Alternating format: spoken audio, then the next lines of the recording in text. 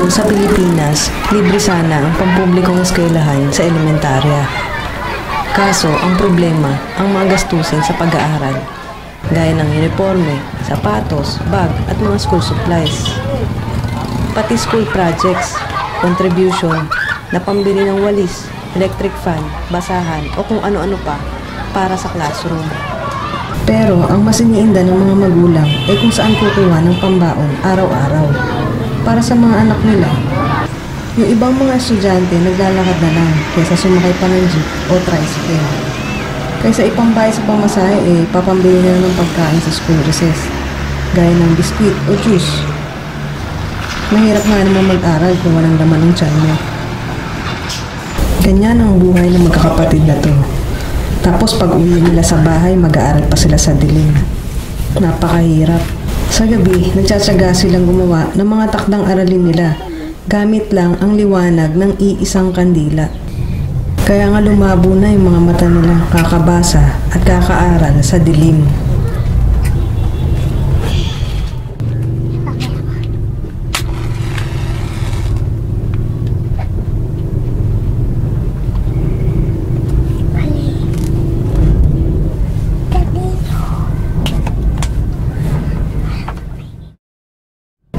Ako si Elma, 33 years old, meron akong 5 anak. Dito kami nakatira, 5 taon na kami rito. Wala kaming kuryente, wala kaming tubig. Mahirap talaga ang buhay namin dito. Dati may kuryente kami, jumper. Nagbabayad kami ng 150 sa loob ng 1 linggo. Ngayon wala na kasi mahigpit na. Kaya yung mga anak ko, pag gumagawa sila ng mga assignment nila, kandila lang ang gamit namin. Nanay, mahirap ang walang kuryente. May balak ba kayong magpakabit? Meron po, kasi meron po nag-ano sa amin dito yung kuryente load. Sinasabi po nila na may down daw nga po. Gustuin ko man magpakabit, wala po kaming budget. Ay, ganun. Kaya naman madilim dito sa lugar nila paggabi. Kasi wala silang kuryente. Wala din ilaw ang mga poste. Mahirap ang buhay nila dito. Yung bahay nila Nanay Elma, katirik sa gilid ng ilog. Bali pag mataas yung tubig dito, inaabot yung bahay nila doon.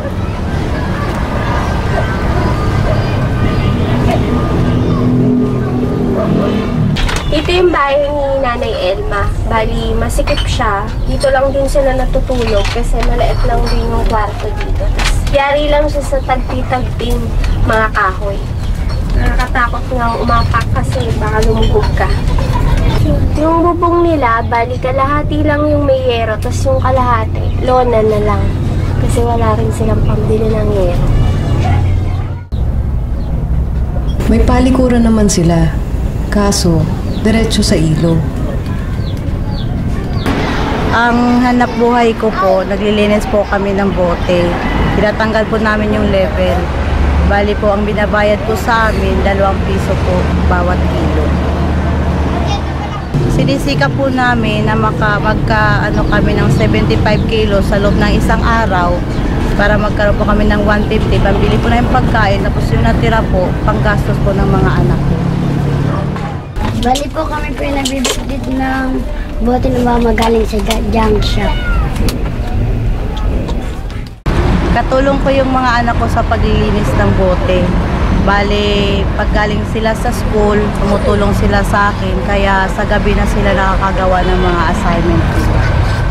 Mahirap din yung trabaho namin kasi hindi maiiwasan, nasugugatan kami kasi matalas po yung cutter na ginagamit namin. Naaawa ko sa mga anak ko, wala rin ako magagawa kasi yun ang talaga kaya namin sa kayo lang ang hanap buhay namin. 2 beses lang kami sa loob ng 1 linggo nakakapaglinis ng bote, bali 300 lang po yun. Nagbabudget ko po yun sa loob ng 1 linggo. Ate, paano yung 300? Nagkakasya ba sa 1 linggo? Hindi po, talagang nangungutang po ako para kahit paano po makakain po yung mga anak ko. Ate, ilang beses kayo nakakakain sa isang araw? Swerte na yung makakain kami ng 2 beses sa isang araw. Ano pong karaniwan yung ulam? Lucky May, sardinas, itlog. Yan lang ang ano namin kasi yan ang kaya ng kuya. Yan po yung kaya ng pang-araw-araw na kita. Wala yung isang anak ko yung panganay ko kasi may laban sila sa school math contest. Siya po yung napiling ilalaban. 3 buwan na walang trabaho yung asawa ko. Ang trabaho niya dati yung pagwe-welding.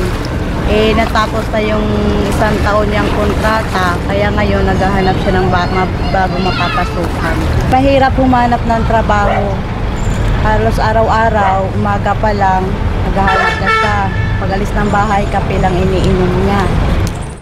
Kasi nagpupursige siya makakita ng trabaho para sa mga anak namin. 4 yung nag-aaral namin, kaya nahihirapan po kami. Sana ho, pag-uwi niya, kahanap na siya ng trabaho.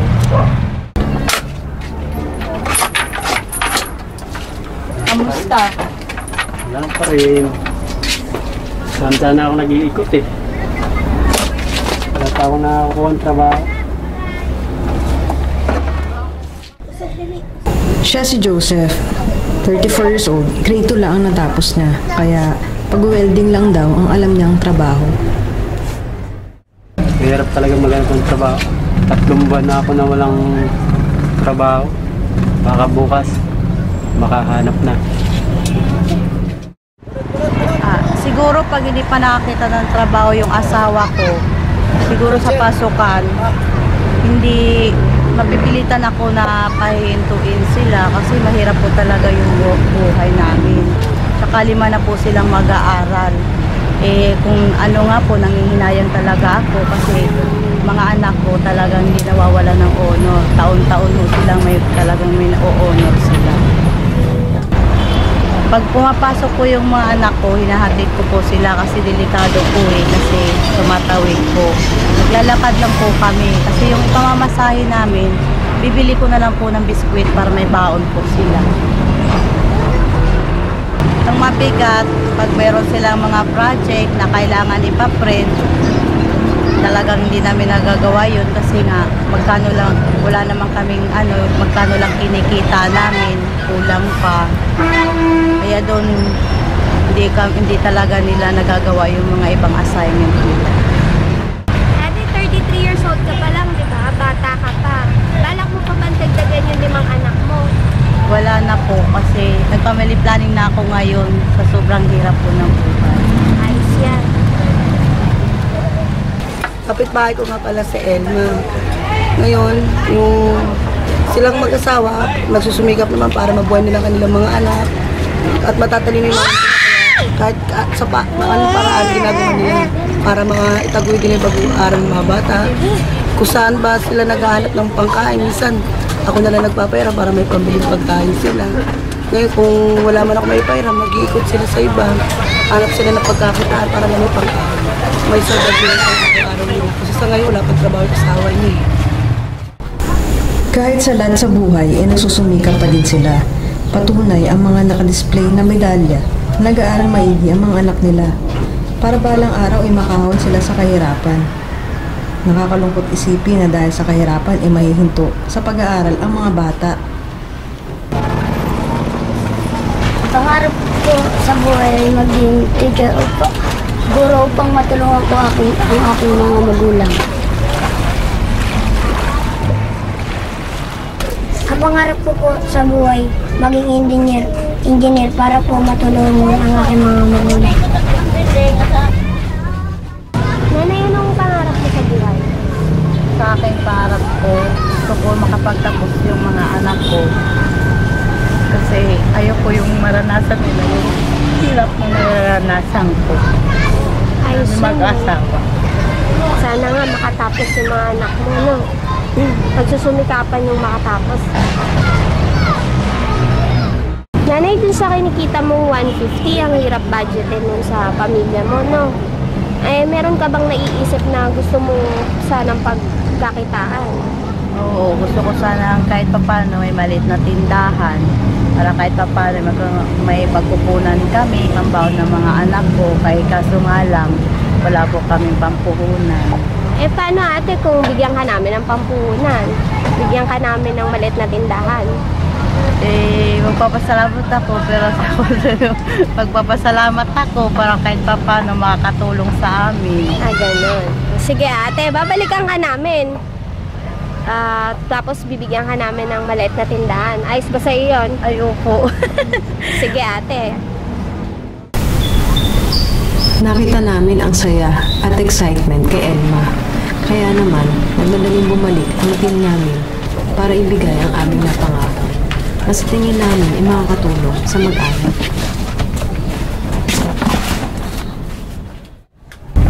Ayan nanay, tatay, meron po tayong kaibigan, nasa Amerika po sila, si Sir March at si Ma'am Rhea. Gusto po nilang tumulong sa mahirap pero nagsusumikap po sa buhay kagaya niyo po.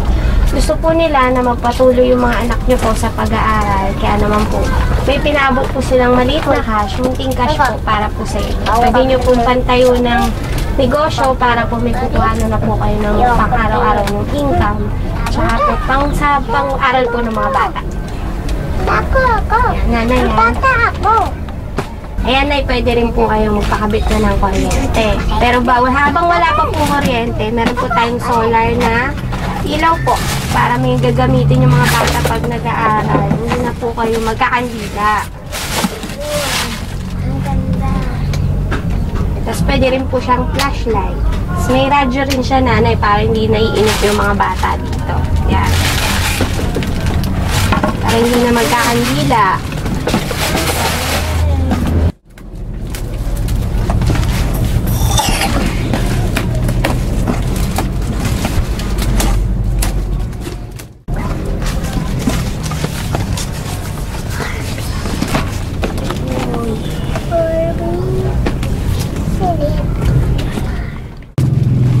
Yan, meron tayong mga school supplies para po sa mga bata, sa inyo, para sa school nyo.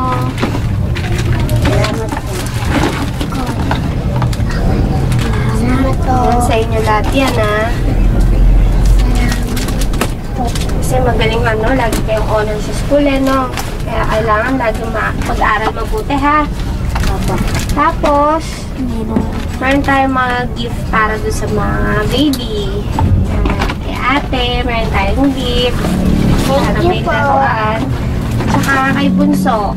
Yan. Tapos meron din kayo educational para pagka naglalaro kayo, matututo din kayo, ha? Sa inyo yan, ha? Sa inyong dalawa, tsaka kay kuya. Ha? Ayan, sige, open nyo na yung mga laruan nyo, tapos laruin nyo na. Ano ba ito?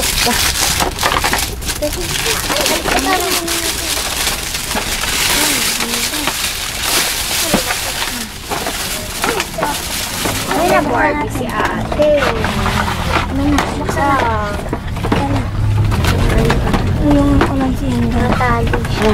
Gusto na natin.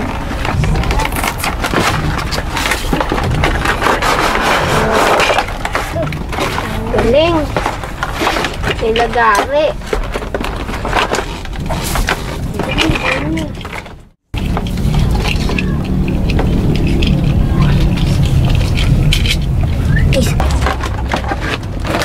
Ayan.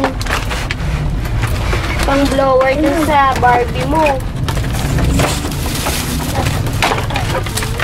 Usapan supply pala yan si Barbie mo eh. Ang make-up. Saka sa'yo, pang suklay.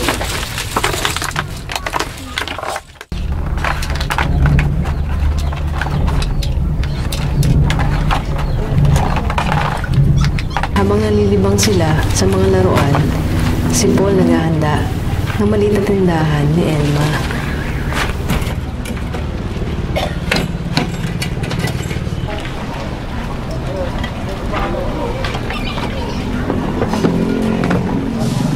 Masaya ba kayo? May bago kayong toys? Opo. Ano ba rin? Laro tayo, laro tayo. Balik. Ayan, nanay. Meron tayong tinapay, tapos pang merienda. Mga pang-pansit po. Mantika, tapos meron po tayong bigas. Yan. Para hindi ka na problema pang ano ha, pang sayang-sayang. Tapos nanay, tatay, meron tayong mga delata. Ibang delata po. Kung gusto niyo magtayo ng tindahan, pwede niyo pong gamitin din. Tapos pang ulam-ulam din nanay ha.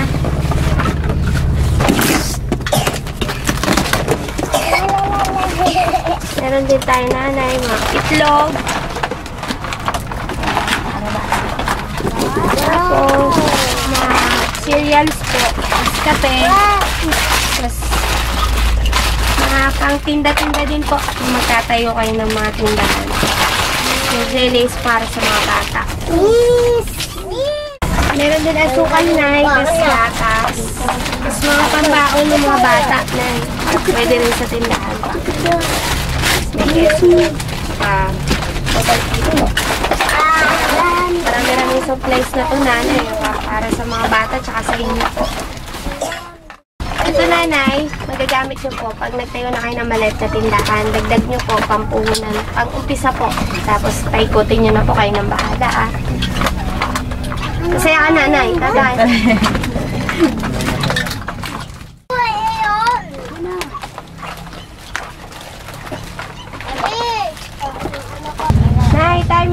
Meron pa kaming sorpresa para sa inyo. Labas tayo sa labas, ha? Sige. Okay, Nay.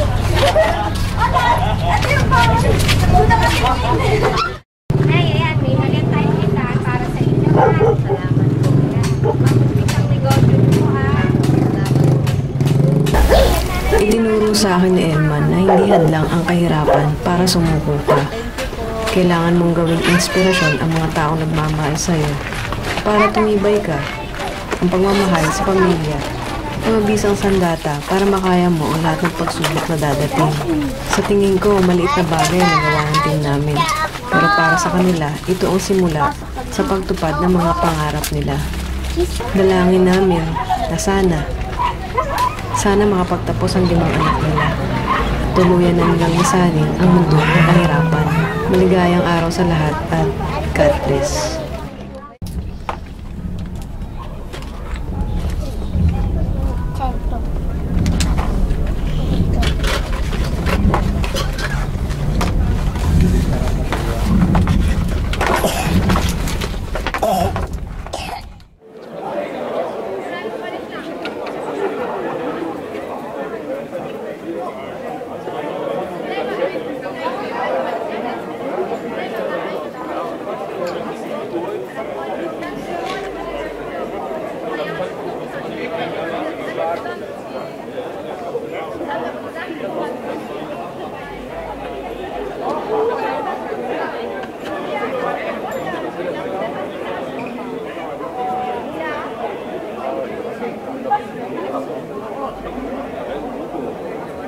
Thank you.